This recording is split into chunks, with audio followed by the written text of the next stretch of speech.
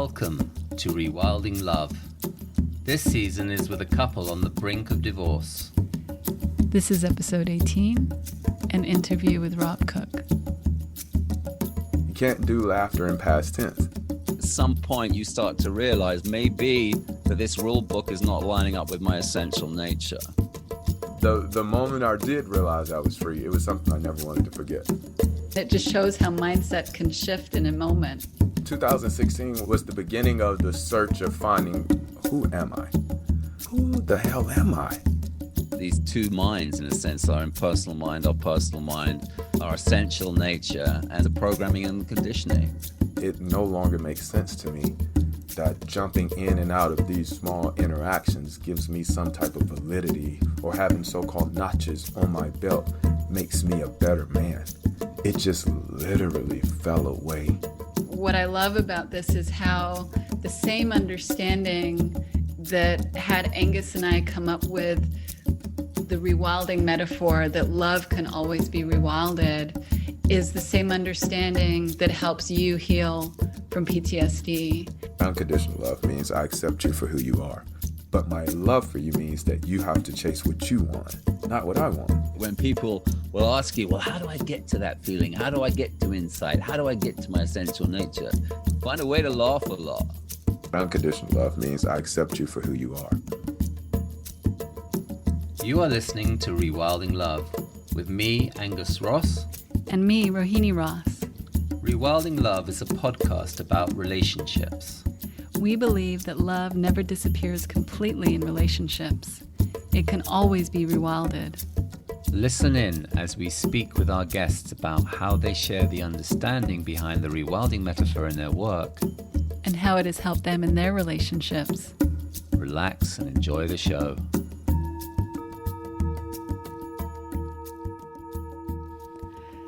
Well, I loved that interview that we just did with Rob Cook. I loved it too. I did. No, I really did love it. I loved it. I liked it a lot. Why are you saying it like that? I don't know. I want to give it more of a build-up. I felt like I didn't give it, I don't know. I wanted to give it the full weight of my enthusiasm, how I feel about it, because I think he's actually quite an extraordinary man. And I didn't know anything about him until you started waxing lyrical about him, I think it was last week, and made this executive decision that he be the person that's going to be on the next podcast, which I think is quite irregular behaviour in the grand scheme of things, but actually I feel like I can forgive you now because he was quite an extraordinary man and I really enjoyed the interview.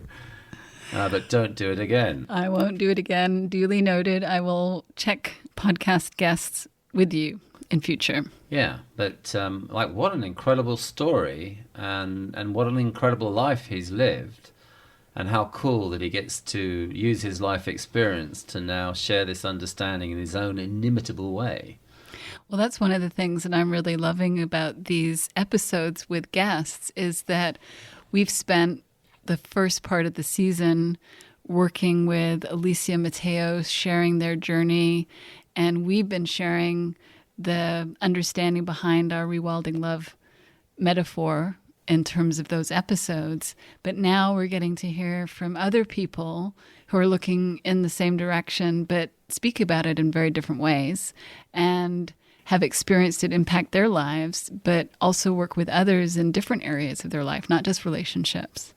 Yeah, and it's so fun to see how this understanding has to go through the filter of everyone's own personal experience.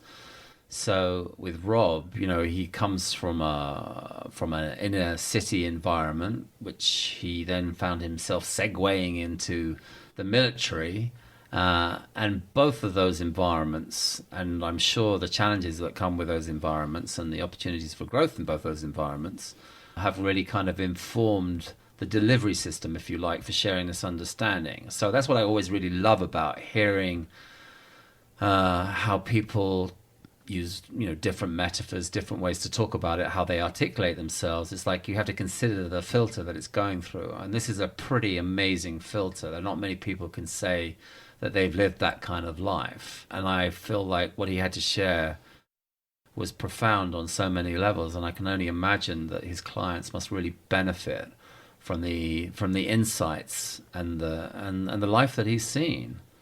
Well, I know that I was really moved by speaking with him. Yeah, there were definitely sort of one or two moments where I felt the odd little well of emotion coming up for myself. But you couldn't fail but to feel that level of sentiment just listening to him speak. Yeah, so Rob is a mindset coach. He's a speaker. He's also the host of the 3PGC podcast, We're Listening. And so let's hear from him.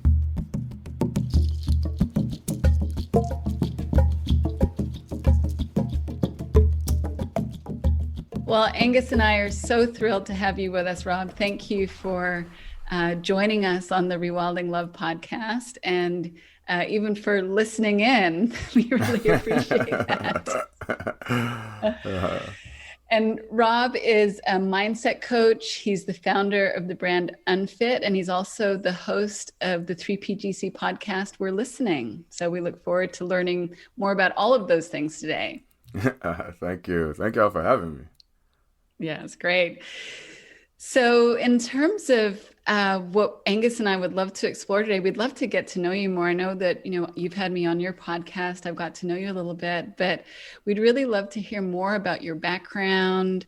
You've had such an interesting journey, and I think we have the time to start wherever you'd like to start and go back as far as you'd like to go back to. So wherever you'd like to begin, we could start at day one.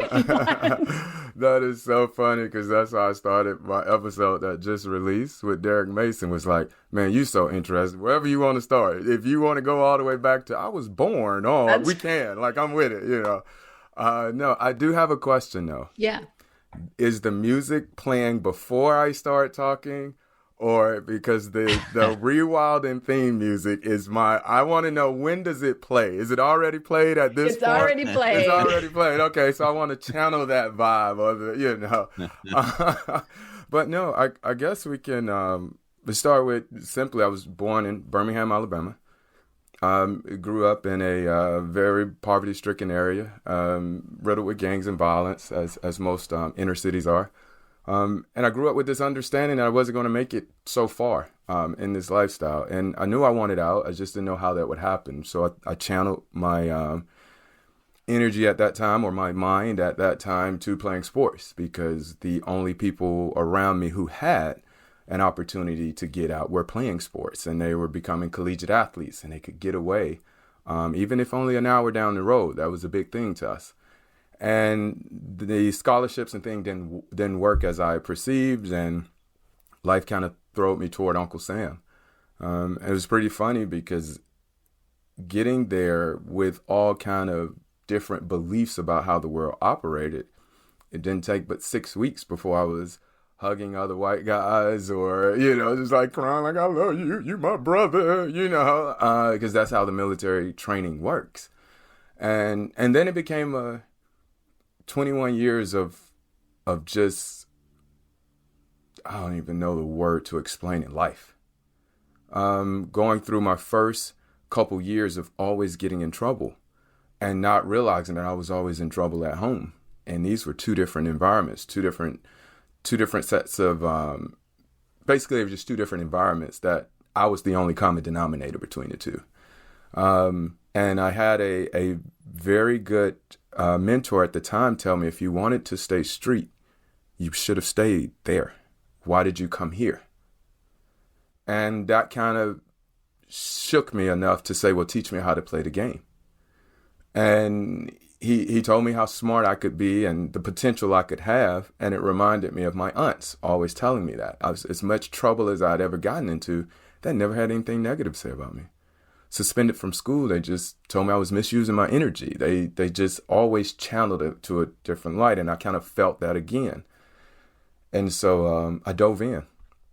And the next, I'd say after year 5, the next 16 was one heck of a ride. I was a protection agent, so I protected people, places, and things. I started with high-value dollar aircraft that were spy planes and things like that, the U-2, J-Stars, things like that.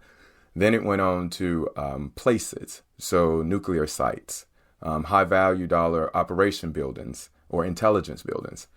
And doing well in those, I became an instructor for a while and got the opportunity to start with people. So every government agency protects its own. So as you see, Secret Service protects the president. DOD has protection teams that protect their assets, 4-star generals. And an amazing opportunity to go to the Pentagon and protect the highest ranking officer in the Air Force and the Secretary of the Air Force. And it was just a totally different way of life at the Pentagon. It was like, you haven't been in the military. Well, I don't want to say that because I don't want to diminish what those guys, but it's a different world when you get to the Pentagon because it's all strategic. It's war fighting happening, but no guns are being shot. It's all happening at the battle, the planning, and it was just like, whoa. And from there, did well enough to get selected to go down to special operations and do it, which was whiplash in itself because conventional Air Force did things one way, and I really thought I was at the top of the spear. But we were what they would call pretty boys because we wore the suits, and I had a shoulder holster with my initials on it. Like, we did protection like that. But in special ops, you were like North Face gear and boots, and you had weapons on your ankle, and you had knives, and it was a different way of life. And it was like, whoa. But watching how special operations do things was just like so mind-boggling, because conventionally you plan for the attack. In special ops, you respond to the attack. The planning is on building your skill set. So you're always fighting, you're always driving, you're always shooting. Why? Because you're just going to be able to react because none of us really know when it's happening. If we really knew, we would stop 9/11. Like I said, on ours, it was a switch. Didn't understand it at the time, how it played into the principles and understanding really that's the only way we live life, responding. But it was one heck of a whiplash. Final deployment was my closest brush with death.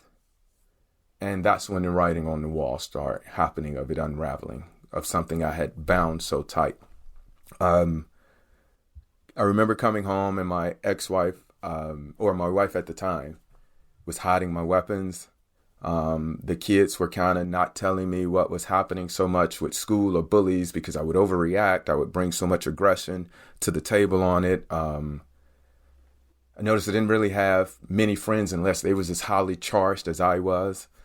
And then it just started like seeing death didn't move me. It was almost like a straight, just a flat line. It was a flat. I was alive, but everything was flatlined because this is the way you deal with all that's going on around you. And then things just started collapsing. I started drinking. I started partying. I started messing up at work, and it just all culminated in probably some of the darkest days of my life, around 2014 and 15. 2016, at the point where I'm at close to 20 years, but I'm in trouble, for my lack of understanding. And I'm faced with a challenge of what to do. And the military is in a position where they're ready to strip me of everything I've so-called worked for that created my identity. And then me thinking, what was I going to do then? And the funny thing is when I finally let go, they let go and gave me an opportunity to continue service. And I was like, no, I'm good now, because I understood at that point the military wasn't my identity. I didn't know it, but I could finally feel it was something else. And so I retired, moved out to Los Angeles with Lori, my life partner now. And I remember her saying when I was going through all this, was like, I'll give you a place to stay for you to get your mind right. Just because, once your mind is right, you're going to do whatever you want to do. And so I was like, no, I've never been on the West Coast. I wouldn't like it. She said, well, listen, just 30 days, 3 months. Try it. If you don't, you're right. You can go right back. And I remember the way she said it. She said, you can go right back to the current environment. And so I was like, okay. And I called my dad. I was like, hey, I'm retired, all this stuff.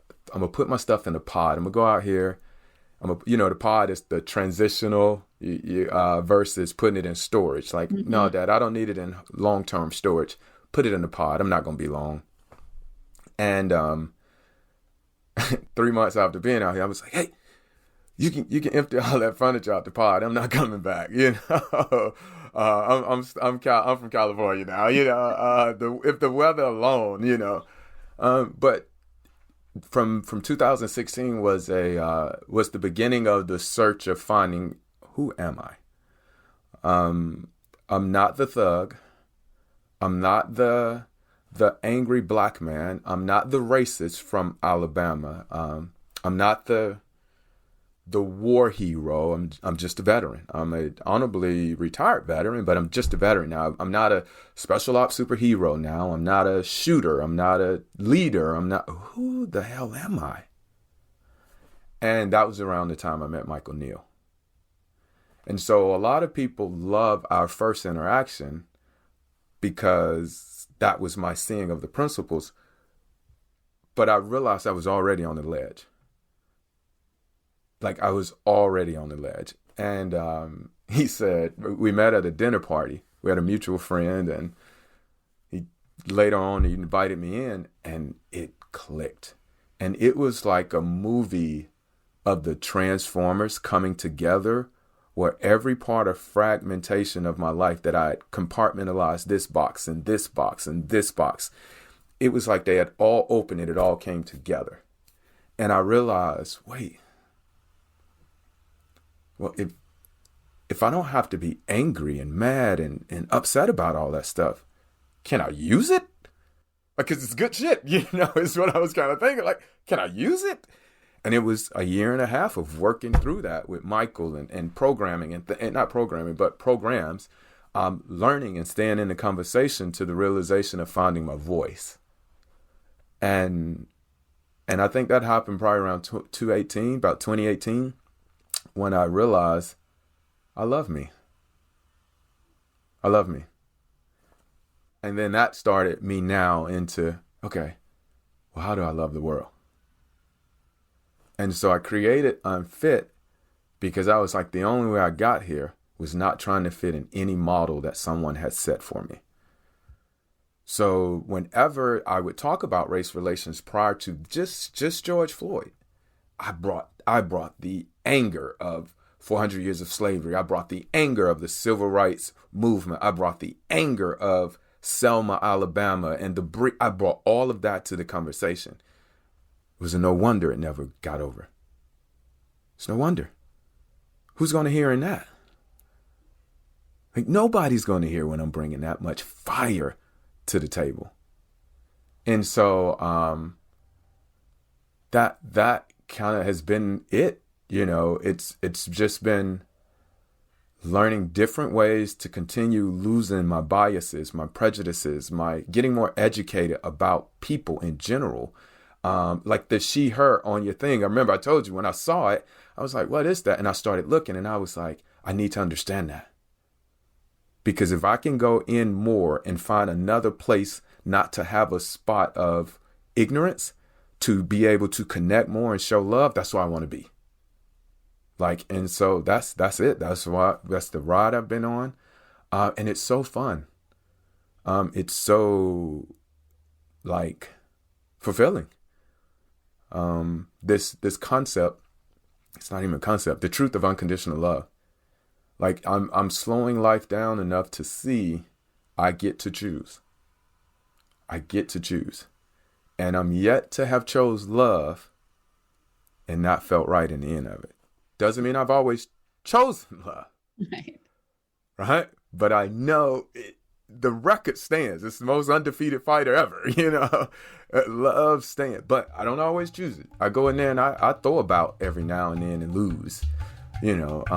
But I learned in the losing. I come back to it. That's it in a nutshell from 77 to 2021, man. That's it.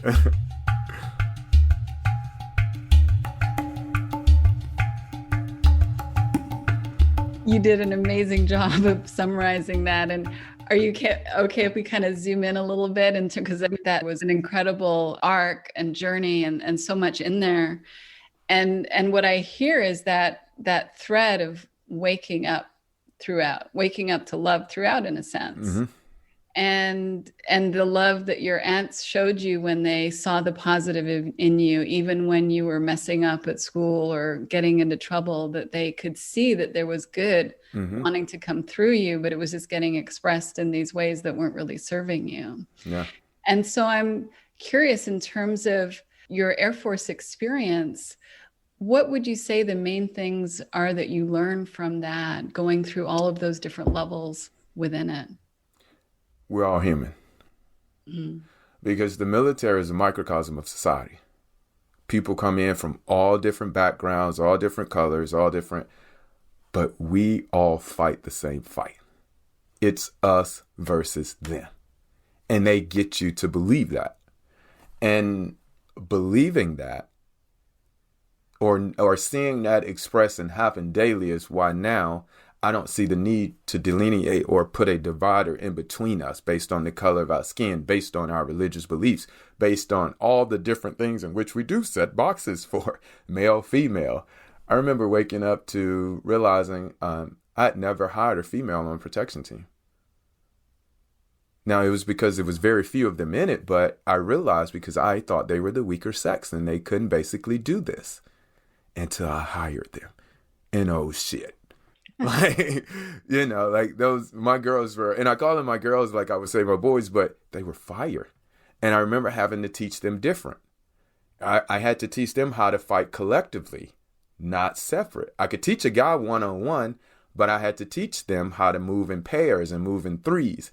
And if you ever came up on them in training, you would find out, like, you touch one, here they come. They're like a swarm, because that was the way they could all take care of each other. Because if you are in protection or in any kind of defensive battle, the person is looking for what they consider to be the weakest link. So if he chooses 6'1", this guy, or 6'4", this guy, or 5'3", her, come on, he's going to choose that. But the way these girls collectively learn how to move as a unit was unbelievable. And they brought so many other gifts to the teams, the organization, just the listening. You know, it made us move better. So that was kind of what I learned most in the military. It was just a series of life experiences with so many different people from so many different places, living overseas, experiencing different cultures, like where Western civilization wasn't the way of life in Japan.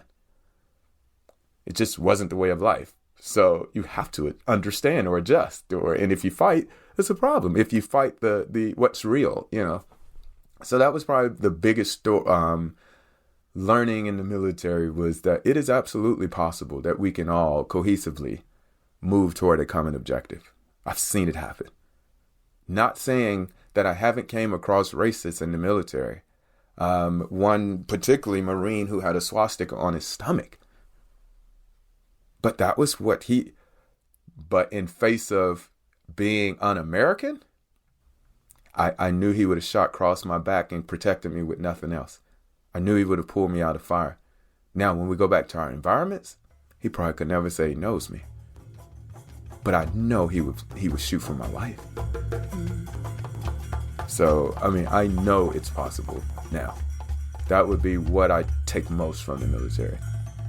And what I would drop most is that authoritarian type demeanor.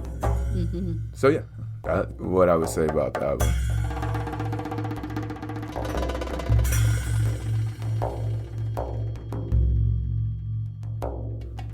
What I'm so blown away by, and I'm so thankful to finally get to sort of sit down with you and listen to your story, is it's just a sort of beautiful narrative of coming back into your essential nature. Yeah.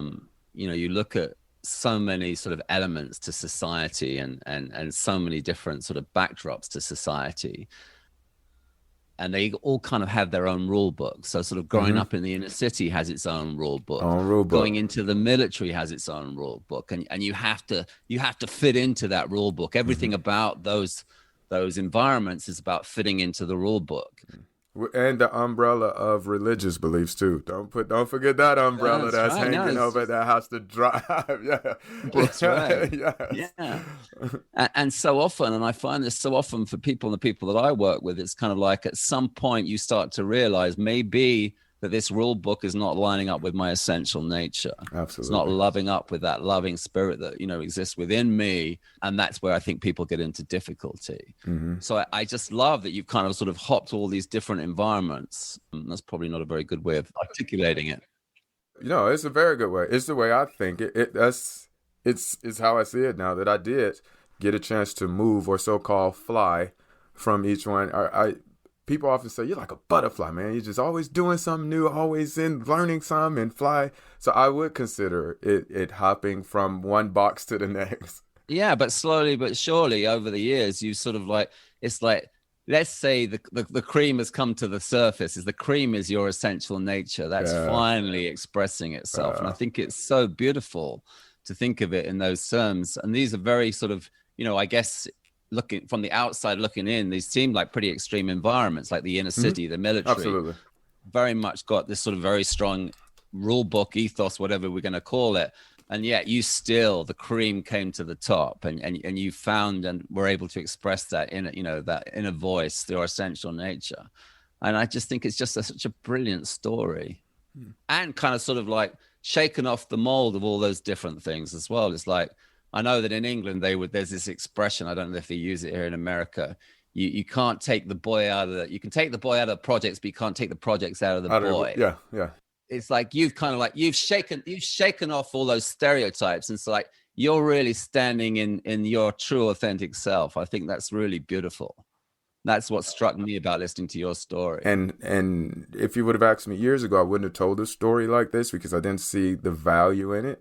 But the comment about you could take the boy out of the hood, but you can't take the hood out of the boy, is actually pretty funny, because just about 2 months ago, I found myself in an argument with my neighbor.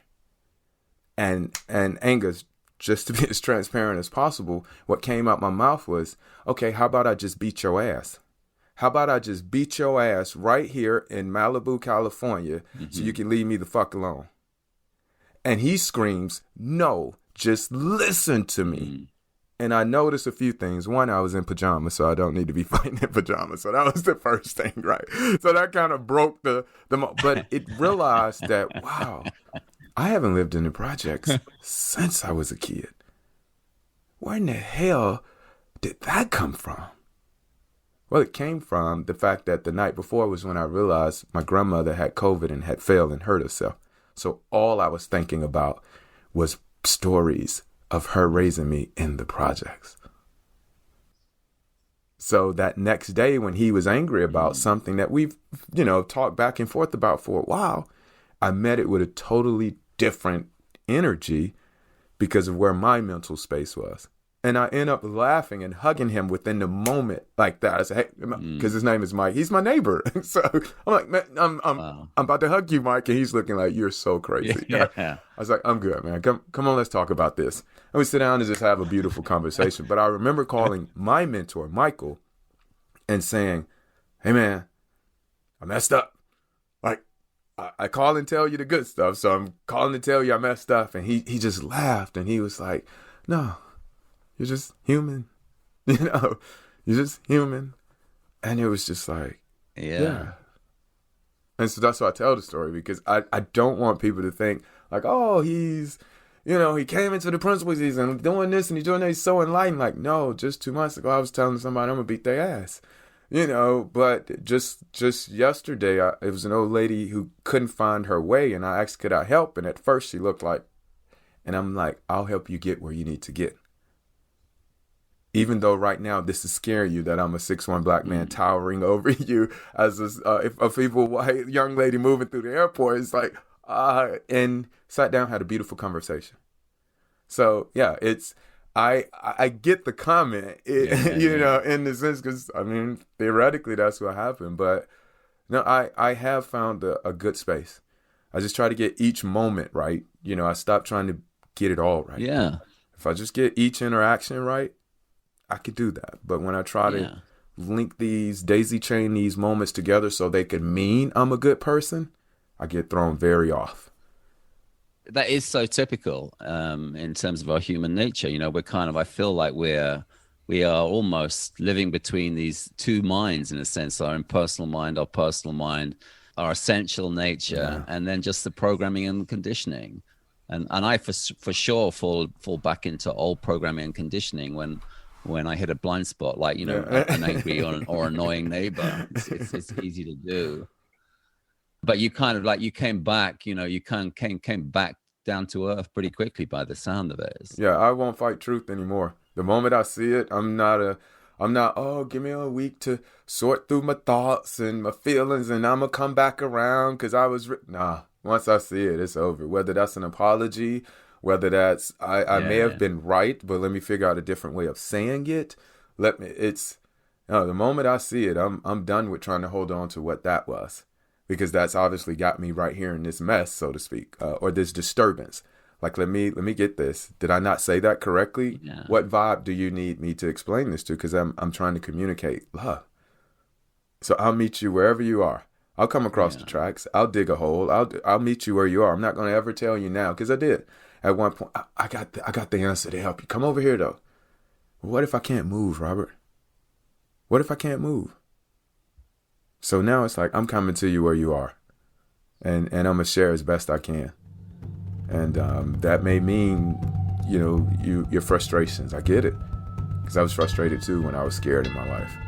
Mm-hmm. That's so powerful.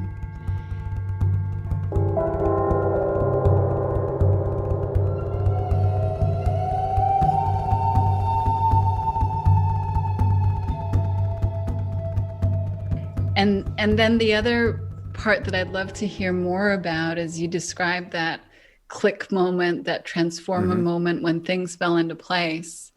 And it's so impactful when that happens to people. It's so impactful when people like you share the experience of that. And so I'd love to know a little bit more about what was the before that transformer moment, like even the seconds before, what shifted, and I know it's an ongoing journey after that, but what was sort of the shift after that? Michael had drawn this diagram, and he was showing how wisdom was always flowing, right? Always flowing, and how our thinking blocks it. And it just made sense. It just made sense. And he also used memories, because we did talk a little bit about PTSD about the difference in if I had been robbed before, and then I get over to you and Angus' house after I just been robbed, and I get away and I get to you and Angus' house, and I'm explaining to you that a few weeks ago I almost got robbed, but I'm crying, I'm scared, I'm nervous. Through a few metaphors he used, I was able to see how we allow a memory to bring forth the emotions, because I'm actually safe sitting on you and Angus's couch. I'm not in danger. I'm amongst two people who love me, and I'm just sharing a memory. So why would there be a need to bring the fear, the anxiety, and the worry back, because I wasn't in it? And he made that so clear to me. And that's why that's what the year and a half of trying to learn how not to stay in the emotions of each of these stories. That's why I can freely share them now, because they're stories.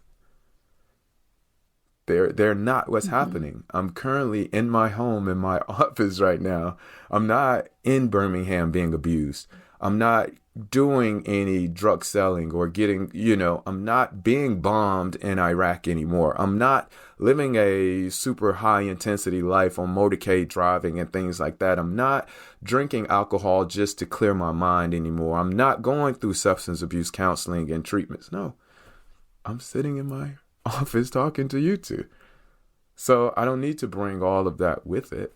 Maybe I'll well up, obviously, sometimes when I think about something, but I don't have to bring all of that to it. And that seems to help people hear something in it. Yeah. I mean, that healing and that freedom, it sounds like that's your freedom. recognition. What's that? That's what That's his Yes. freedom. Yeah. Right. I'm sorry. Showing Yes, us we're his showing you bracelet. the This is bracelet. freedom. I'm just thinking we're hanging again. Yes, we're on a podcast. Okay, we are on a podcast. We are Okay, hanging. yes. I wear that for that reason. Because the moment I did realize I was free, it was something I never wanted to forget. And so I bought a bunch of these bracelets, and I wear it everywhere. Whether I'm in a suit and tie, whether I'm in workout clothes or whatever, I would never want to forget I'm free.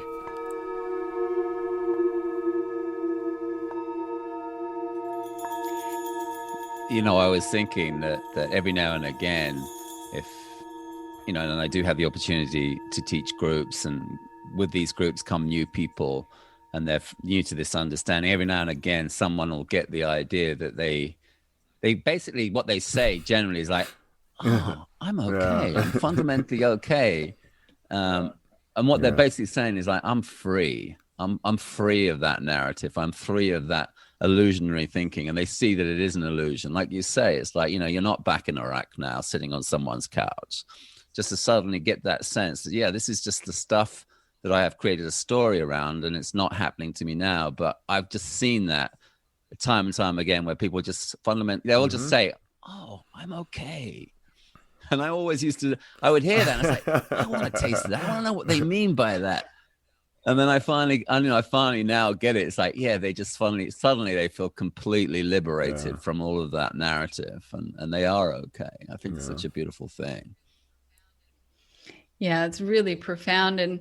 And for everyone listening, what I love about this is how the same understanding that had Angus and I come up with the rewilding metaphor that love can always be rewilded is the same understanding that helps you heal from PTSD, that helps you experience that inner freedom, that it is applied in so many different areas of life, simply by all of us connecting more with our essential nature and the truth of who we are.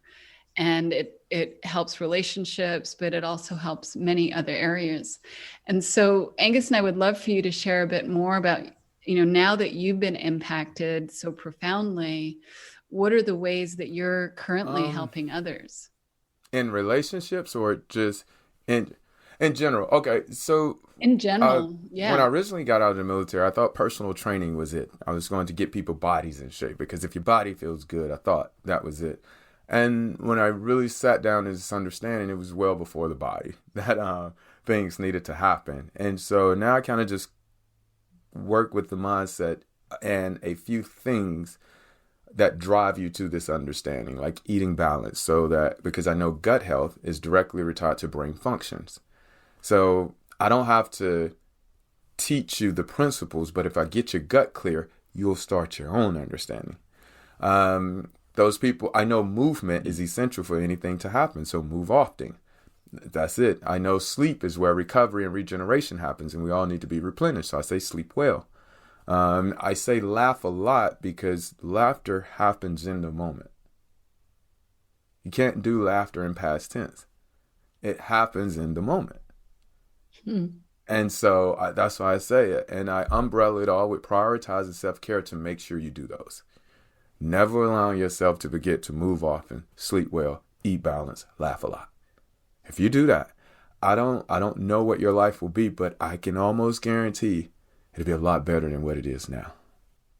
And that's what I drive. So I do have some personal training clients and people who just want the body, but they typically after a while be like, what else kind of programs you got? And what else do you do? And we get into mindset coaching or business building. And it's so funny because I never thought of myself as a business coach until businesses start bringing me in and say, just teach that to our employees. Just get them to like each other. Get them to vibe as a team. Well, I understand team dynamics from the military.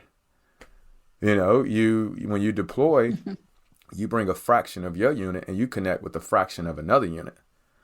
And then they drop you in the fight. Well, team dynamics is imperative for life, survival. You know, there's the functions. You have to understand them. You know, we are going to form together as a team. Then we're going to storm because we don't know our responsibilities. The context hasn't been set. We don't know who's responsible for what. And then we start performing. After we come out of the storm and we kind of set the context on how we're going to move as a team, And then everything becomes normal. And that's how we move. So understanding that's the cycle, you see it, you're able to articulate it, you move past it, because we need you all to understand how to defeat this enemy, so to speak. But that's pretty much it. And it just, when I let go of it having to be in a one way, I remember people saying, well, you can't do all that. You either got to be a trainer or you got to be this and you got to be that. And that's what the struggle for me was, because I was like, why didn't I want to do anything? It's same with the host and what we were talking about on the last podcast. I've always loved emceeing parties and being the narrator for functions and things and throwing jokes and getting people laugh. And I've done that my whole military career. I remember one time getting in trouble in my military career where I couldn't do certain things, and the only thing they would let me do was that, because that was a benefit to them, you know. And coming out and going to hosting and thinking I wanted to be a host and learning certain things, again, people were like, well, you can't host and do this. And so I remember one day my hosting coach sat me down and he said, I don't know how to explain this, but you're wasting your money almost in hosting right now, in my process of trying to learn. And he says, because the problem is not what we're teaching you. He said, the problem is I can't get Rob, who's backstage, on stage. He said, because the Rob backstage, everybody loves. He says, but when you get in front of that mic and the lights come on, you turn to what you think a host is supposed to be. So you start using different words. Your mannerisms are very strict. Your storylining is direct. You're not feeling. You're just, and he says, that's not going to work. And so I didn't understand it, you know, until coming into it now, where I was like, oh, he was basically saying I was trying to project something that wasn't real. So what is a host? A person who communicates. I communicate. That's it. And so when the opportunity came for the 3PGC podcast, of course I loved it, because I get to do something that I've, one, been trained in, and two, I love. And I kind of understand the elements of it, to move a conversation, interviewing questions and things like that, because it's kind of, you want to get the story out. That's the only way we're doing it, right? For people to hear the information, take something from it, be able to move and flourish, to thrive. So it's been pretty cool breaking down all of those rules of, no, on Monday I train, on Tuesday I coach, Wednesday I speak, Thursday I might be an MC at a party, Friday I'm off, you know, Saturday I'm teaching a self-defense class, Sunday, you know, that's my life, man. Like I'm, you know, I just ride.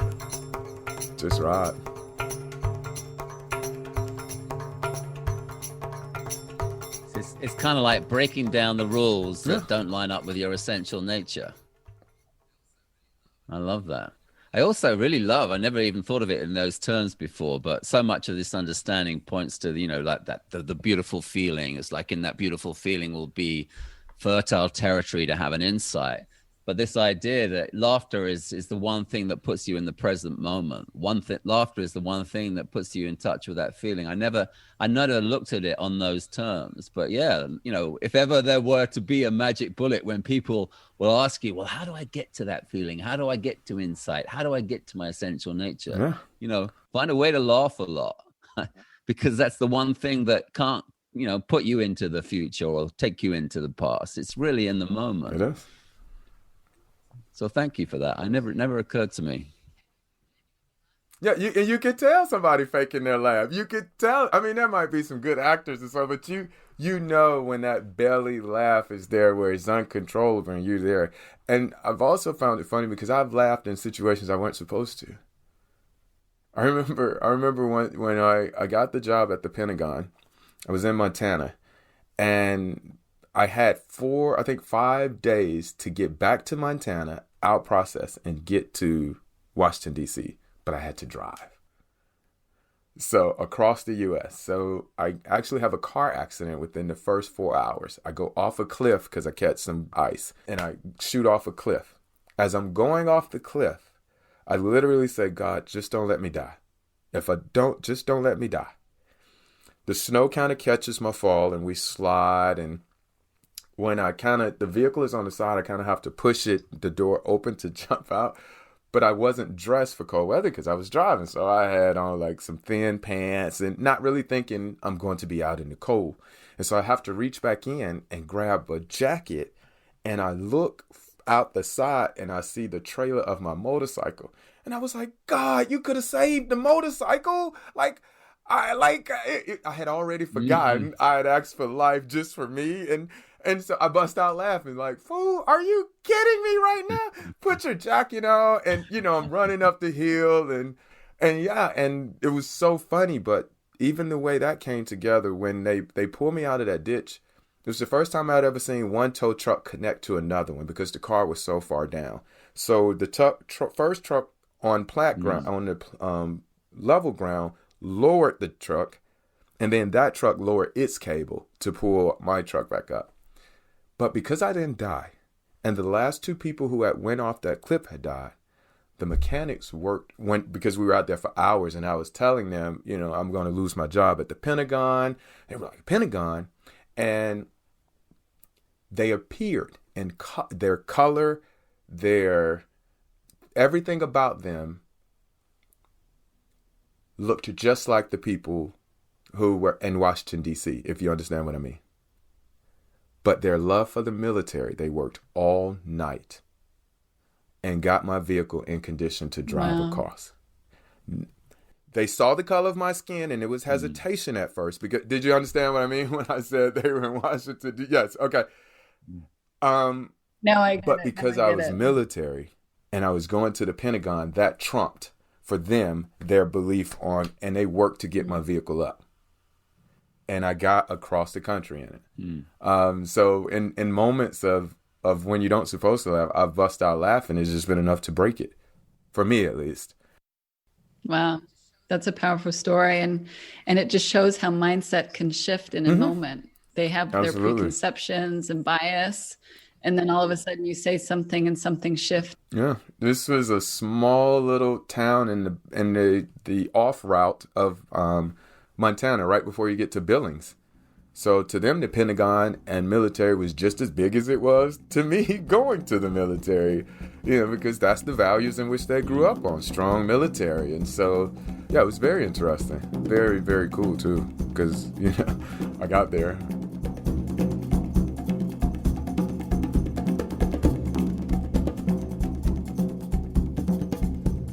And so, Rob, I know that relationship isn't necessarily your specialty, but I'm sure that this understanding has served you and had you seen things about relationships. So we'd love, since our listeners are often looking in the direction of relationship, if you would be open to sharing what you see differently now versus before.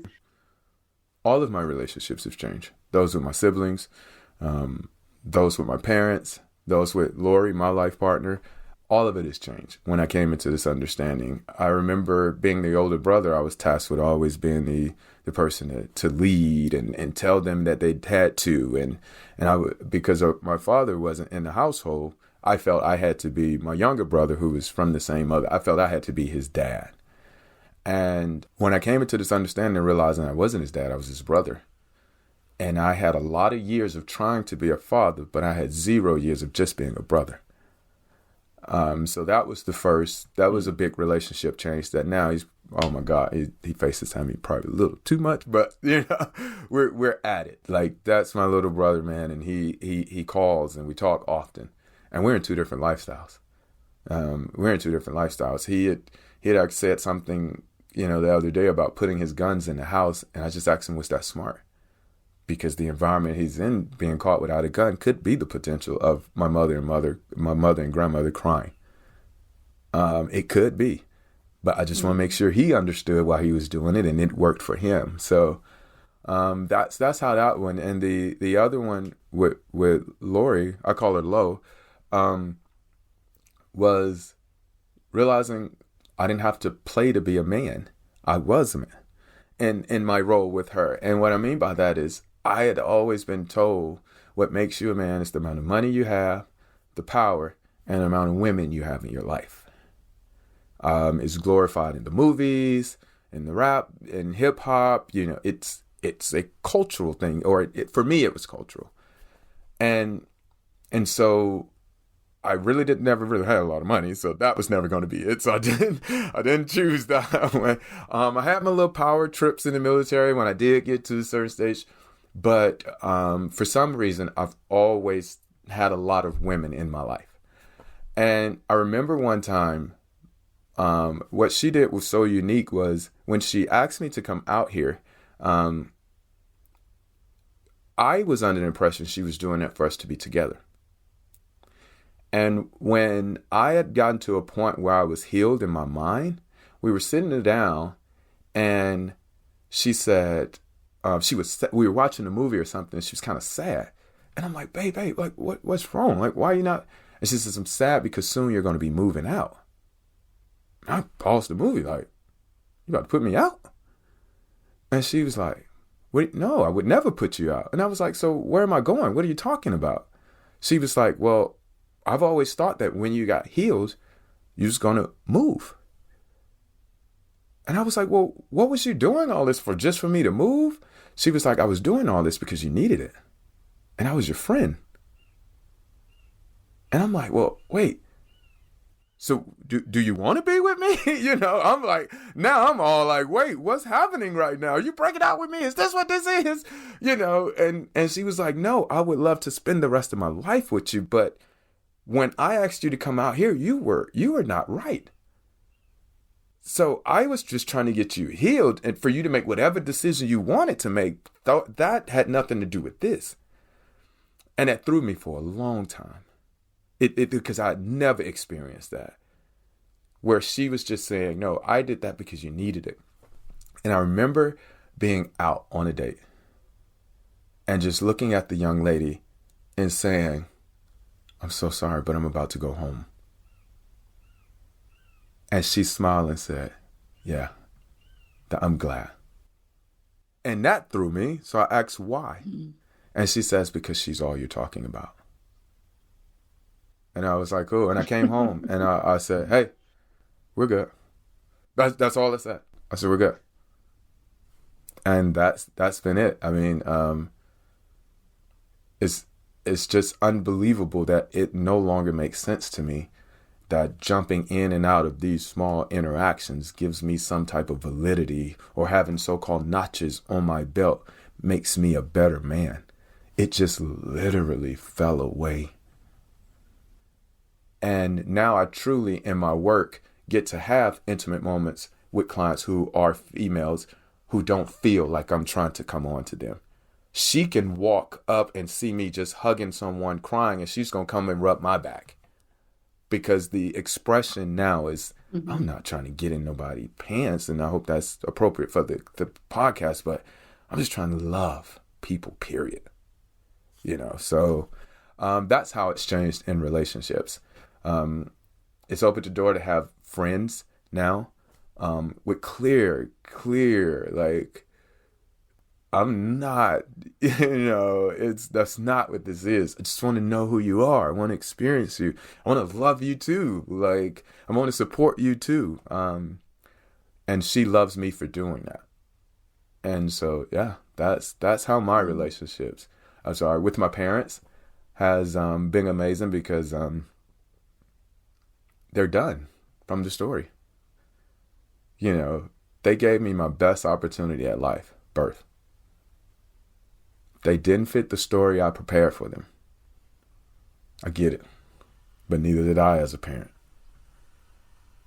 So now I just love them. Mm-hmm. And so we're good. So yeah, that's this understanding for me has changed everything about the way I see life. Not in one lane, not in this part only. This understanding is me now, and I just show up in the other different places. It's beautiful. Very cool, yeah.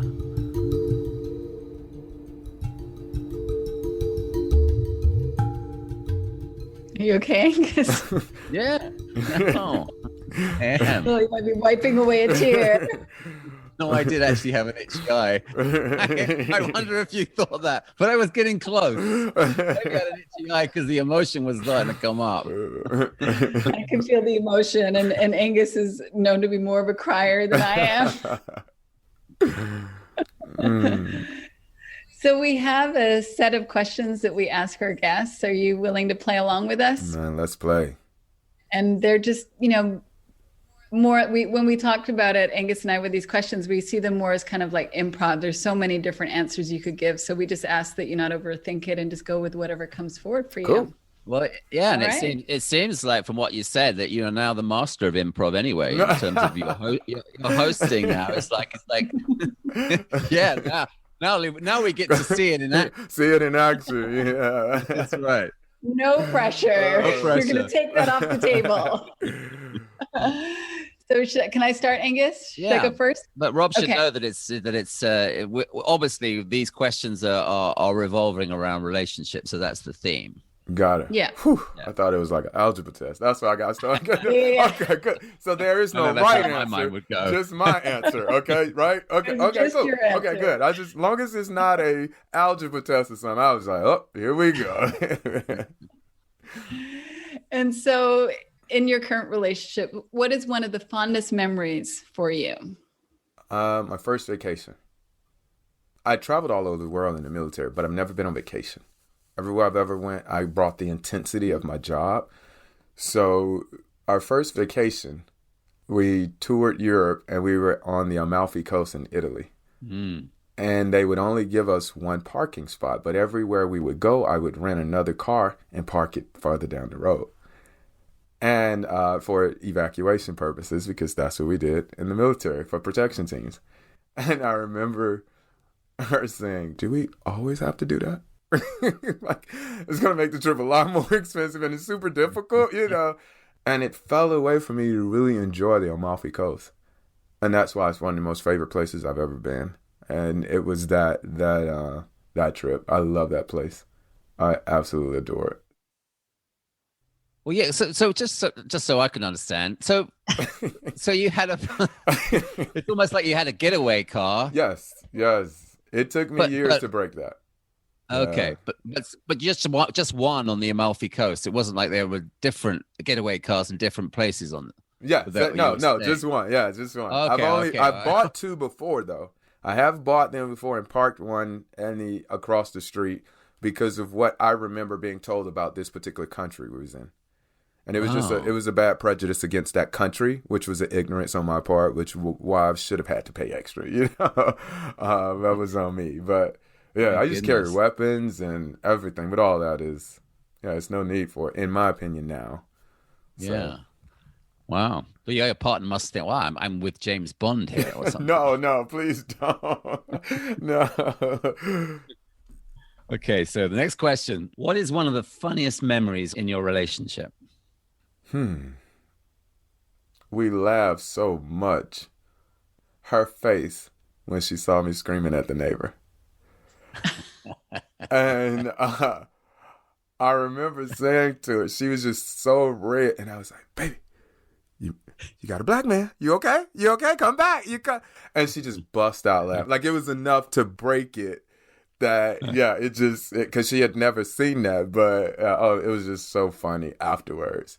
Because she had sent me like 30 messages so scared. What's happening in your office? Are y'all okay? What's happening? And so that's probably the one I could come to right now. That was probably the funniest is her face when she saw from kick your ass to hugging my neighbor, like, So what's going on? Exactly. What's going on? Oh, that's great. And like we said, just pick one. We know there's many. And so this one might sound a little like a heavier question, but again, just go with whatever first comes to mind. So what was one of the most difficult times in your relationship and how did you get through it? Oh, that was easy. It was the pivot. She had asked me a question and I took defense. That was always my first reaction to anything. I took defense. And in my defense, I muttered, screamed, whatever you want to call it, the words, I'm a grown-ass man. You're not going to tell me what to do. And her comment back was, baby, I think I'm the only person in the room who knows that's true. And that, I left and I was angry. I left and I really sat with what she said. And yeah, she was. I did know. And that was probably the most, and how I got through it was not trying to be a grown-ass man. Just be. It's amazing when those kind of comments cut through the noise of the ego and it really hits you. It sounds like it really hit you. like a 300-pound boxer hitting you square in the chest, and she's small, so it was like, God, where you pull that one out from? Gee, man.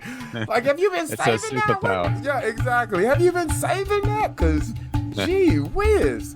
Whoa. So, yeah, that's why I remember it so well.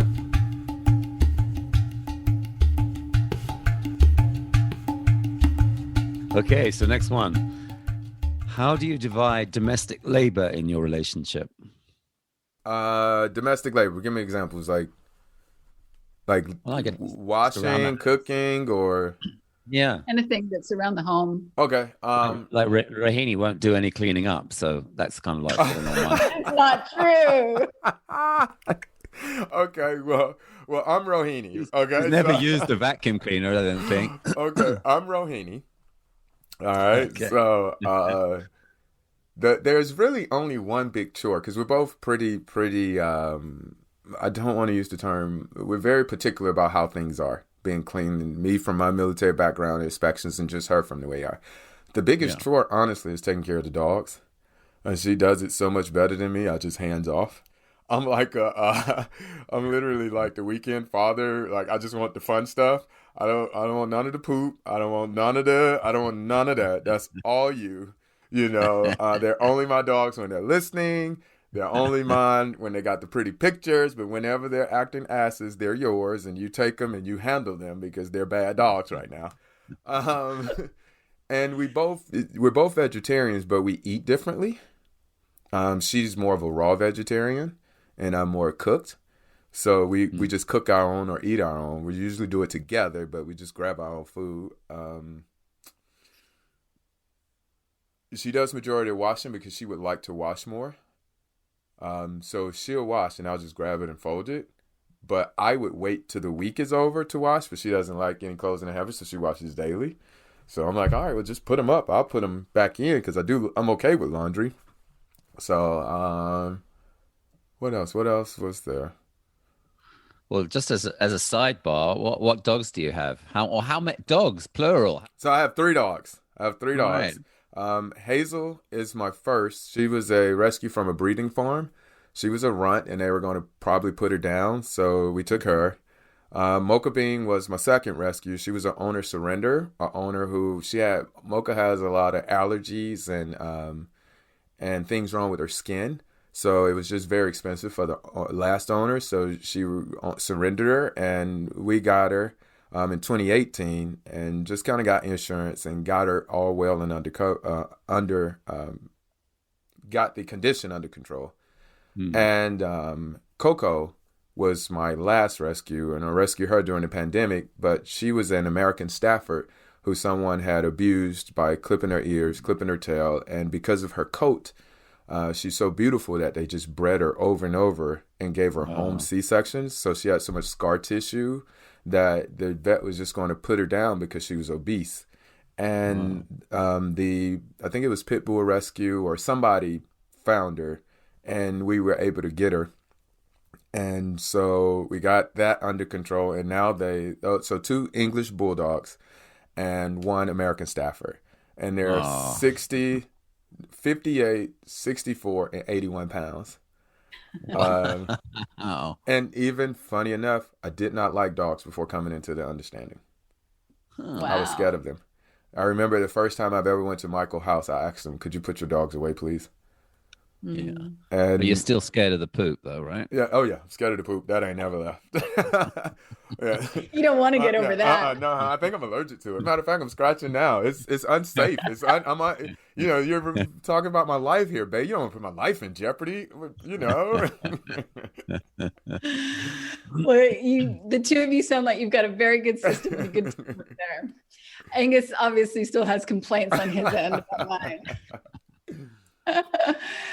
So on a similar note, how are finances handled in your relationship? Oh, her. Whew. She just has a different understanding. She's managed, or she's had money in a totally different socioeconomic bracket than I have before. And so I remember having to be open to learning how it worked. How her understanding. She used to manage bands. And so she did PR for bands. So she was always in accounting with how distribution of money got paid. And she just always understood that. And so in housing and when purchasing a home, this is my first purchase. And I'm like, oh, these numbers. And she could explain it. And I trust her like nothing else. So it made sense. And so she handles, yeah. Because if not, we'd be, I don't know where we'd be. So all on her with that one. And just to be completely transparent, that is where Rohini's skills really come into their own. I'll say one thing. When Angus and I were dating in London, I started modeling, and I needed to, I didn't know how to do taxes in England. So Angus says, well, I'll introduce you to my accountant and he can help you out with your taxes because you don't know how to do it.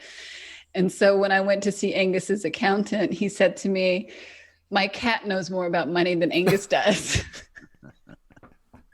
I think he was trying to warn me off or something. That was me. I mean, money meant new shoes for me. New shoes, new toys. What bills? Come on, man. They'll get theirs. I got to get for me. I need them new Jordans, so... I think there may be some similarities there, Angus. No, we should talk. All right. So next question. What was the biggest misunderstanding you woke up from in your relationship?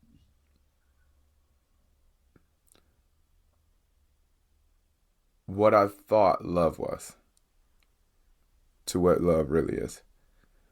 I thought love meant do this, don't do that. And conditional love could possibly mean that, but unconditional love means I accept you for who you are. And if I want to be with you, then I'm not trying to change you.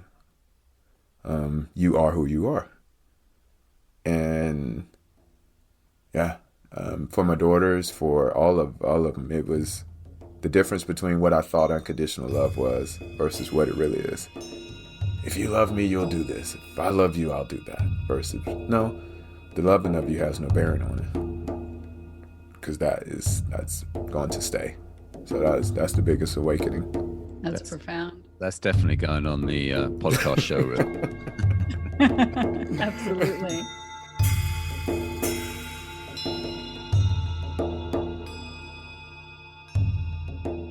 What's the favorite thing your partner does for you? Every morning, she wakes up before I do. Because when I was in that snow, I acquired a condition called frostnip, where I was close to frostbite. So I love part of the reason I love California because of the heat. But whenever my body gets cold, my extremities, they clamp, and my feet and my hands get very, very painful. So she wakes up about an hour, maybe even sometimes 30 minutes to an hour before me, and goes downstairs and makes sure it's heated and warm. So that when I wake up, I won't wake up and come down into pains because I hand brew my coffee and stuff. So it's something she does. So she hates if she ever wakes up at the same time. She's like, no, stay there. Let me go downstairs real quick. And I just adore that. Not that I need it all the time, but I understand why she does it or what the space is she's coming from when she does it. That's why I love it so much. That's lovely. Okay, well, what is the least favorite thing your partner does? Cooks food for these damn dogs. Oh my God. I be smelling some stuff. I be like, man, what's that? Oh, this their supper. What? What? That is for them? The girls can do no wrong. Like they're all three girls, they can do no wrong. And I just be like, oh my God. Okay. Yeah, that's it.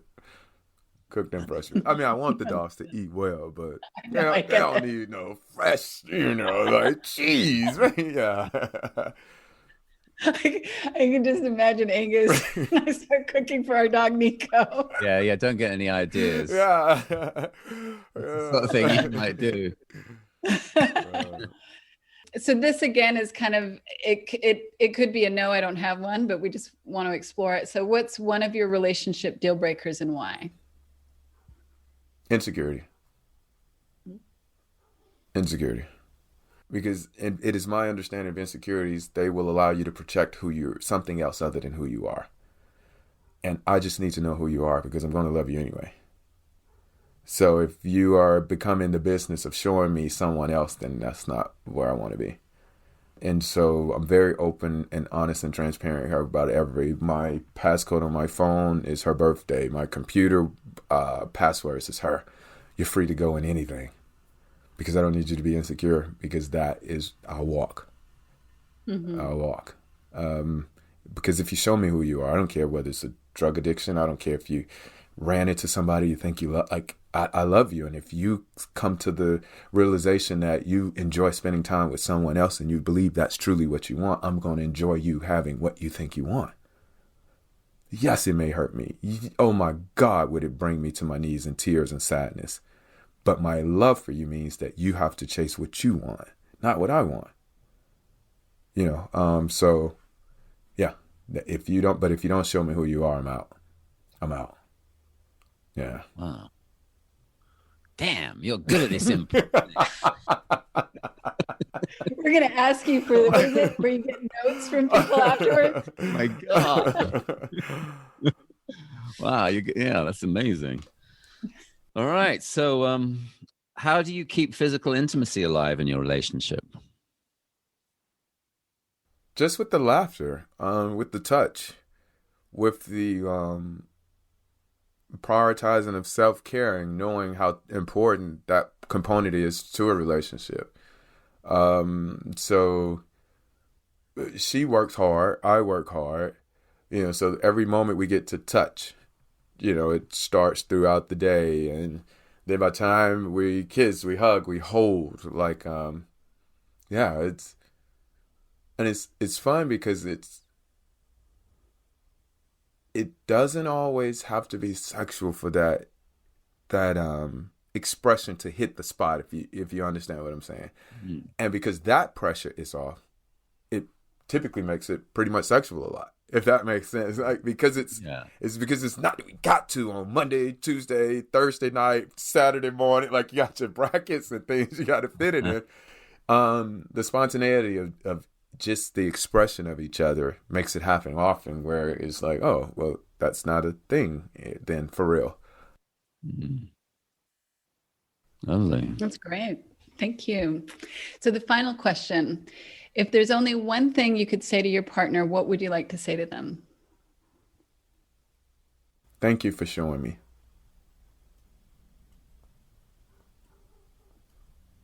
Thank you for showing me. Mm. It's really touching, Rob. Well, thank you so much for joining us. Thank y'all for having me, man. This was fun. I'm sorry I forgot we were on a podcast, but that's the best thing you can do. Yeah, this was fun. This was real fun. No, it's been a really moving journey listening to your story, hearing the impact of the understanding in your life. Seeing how it's rippling out from you into the lives of others. I mean, it's just really been touching. Yes, so touching, and gosh, I would just an hour with you. I mean, I just feel so inadequate. I could spend the whole day talking to you. Thank you, man. Thank you so much. We have that opportunity at some point. I'd love to hang with you guys. Oh yeah. Well, we're neighbors, right? Too. You're in Malibu. Yeah, Malibu Lake. So I can get over to y'all in the other canyon. You're in Topanga Canyon. We're in the Canaan That's Canyon. right. Oh, that's a lovely part of the world, Malibu Lake. I like it. I like it a lot. Yeah. I get to sit out on the deck and hear. That was another relationship change. Me to the universe. Me to trees are alive. Birds are alive. Like hearing them too. Like just sitting on my deck and hearing the rustling of the trees, the wind, watching the sun set at this end of the mountain. And as the season moves, it sets over here now. Learning to hear the universe just as much as I learn to hear my own species. So, that's been pretty cool too. Another relationship change. I hope it picks up, but there was a point where I think I heard there's a hawk that I thought I heard whistling outside your window. When I work in Malibu, they have a lot of hawks that soar I have around the some mountain. cackling parrots. I feed a blue jay. So every morning do? I put a piece of bread out. He just comes, grab it. He eats a couple pieces and he takes it away. I got the most gossiping parrots that sit right outside my office. That's and it's great. like, they talk about everybody's business in the neighborhood. They just quack, quack, quack, like all day long. I was like, y'all don't have jobs or nothing? Like I'm trying to work and they're in the background. You probably can hear them on some of my own podcasts. I have to, shoo them away or whatever. But they just sit on the power line out there, talk about the neighborhood. Judy ain't do this. You've got amazing ears, Angus. I didn't notice it. Oh, I noticed the hawk because then when you said you're in Malibu, it's like that's just the sort of audio backdrop for me for working in Malibu. Is always the hawks are flying around. I had to soundproof this side of the wall because of hearing so many different things. I put those curtains in to close that gap in between because, you can hear everything out there. Well, we love nature, so it's good for our podcast. We're not going to complain about that.